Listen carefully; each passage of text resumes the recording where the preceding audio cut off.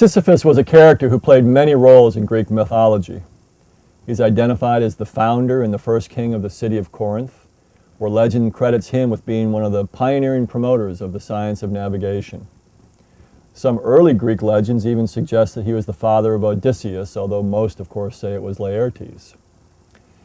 He is best known as the sort of crafty fellow who kept outsmarting the gods, and when he pulled off his biggest trick yet, which is he figured out a way to keep humans from dying, the gods decided that they'd had enough, and they captured him, and they condemned Sisyphus to what the Greek imagination must have considered the most terrible punishment for a creatively entrepreneurial dude like Sisyphus.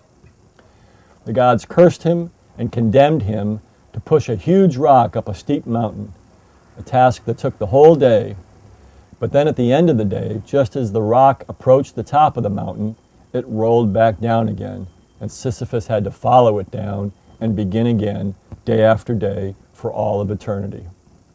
Now, I have often seen this story as sort of a metaphor for so much of the work that's out there. It's grinding, it's repetitive, it's day after day work. And when I think about that story with that piece of stone symbolizing that kind of activity, I consider another story. It's a cathedral story. It's a story that takes place in the Middle Ages, when a man who was approaching middle age decided that he wanted to spend the rest of his life as a wise man.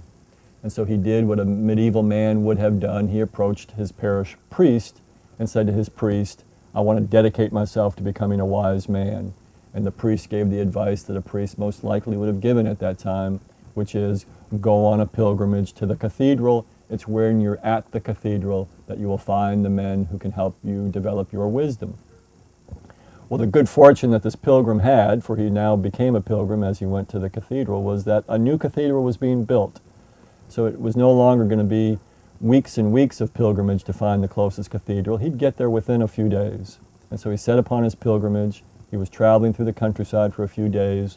He came up over the ridge, and down below in the valley, he could see this cathedral being built. He could see the walls of the cathedral rising above the trees. He could also see that the village that was closest to where the cathedral was sited was being transformed by all these work crews that had gathered to work on the cathedral. And he slowly worked his way through the valley to the site, and as he approached the location, he was overwhelmed. Those medieval sensibilities were overwhelmed. He'd never seen so many people in his life as he was seeing in this very moment.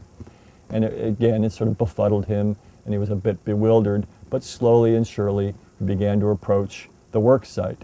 And as he came closer, he came to the first workstation, and there he found a craftsman, a stone cutter, working on a large piece of stone that the pilgrim could see was being shaped to fit into the cathedral wall.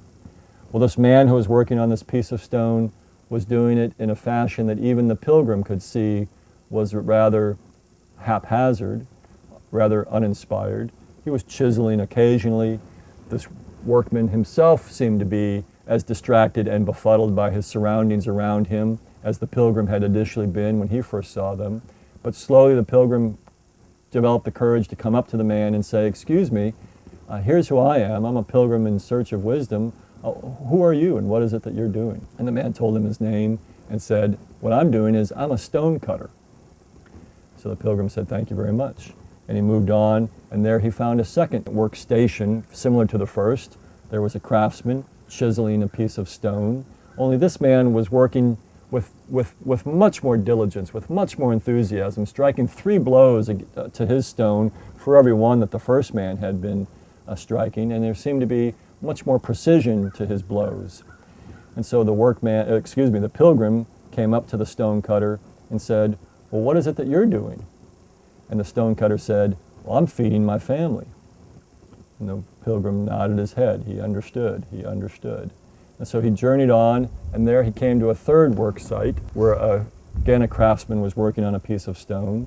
And this man was perhaps working at the same pace as the second, working much more diligently certainly than the first, striking his blows very precisely. But what he was also doing was he was surveying the landscape. And when he saw over there that there were some workmen who needed an extra set of hands, he would put down his hammer and his chisel, and he would quickly go join those other men, and he would participate in the task that was needed to be done then. And as soon as that task was completed, the pilgrim saw, he came back to his stone and picked up his hammer and chisel and was quickly back at work again.